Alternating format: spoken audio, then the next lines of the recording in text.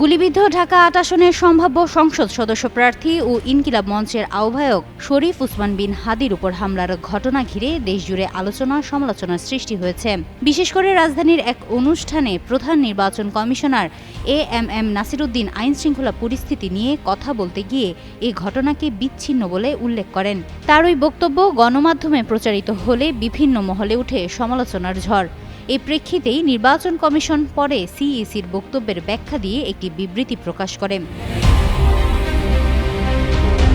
সোমবার রাতে গণমাধ্যমে পাঠানো ব্যাখ্যায় বলা হয়, রাজধানীতে আয়োজিত একটি অনুষ্ঠান শেষে সাংবাদিকদের প্রশ্নের জবাবে সিইসি যে বক্তব্য দেন তার একটি অংশ উদ্ধৃত করে বিভিন্ন গণমাধ্যম ও সামাজিক যোগাযোগ মাধ্যমে প্রচার করা হয়, যা নির্বাচন কমিশনের দৃষ্টিগোচর হয়েছে। ব্যাখ্যায় আরও বলা হয়, হাদির উপর সন্ত্রাসী হামলাকে মাননীয় প্রধান নির্বাচন কমিশনার সর্বোচ্চ গুরুত্ব দিয়ে বিবেচনায় নিয়েছেন। এর অংশ হিসেবে একই দিনে আইনশৃঙ্খলা বাহিনীর সর্বোচ্চ পর্যায়ের কর্মকর্তাদের নিয়ে কমিশন একটি জরুরি সভা করে। ওই সভায় সিইসি দ্রুত সময়ের মধ্যে হামলাকারীদের আইনের আওতায় এনে তাদের বিরুদ্ধে কঠোর ব্যবস্থা গ্রহণের নির্দেশ দেন।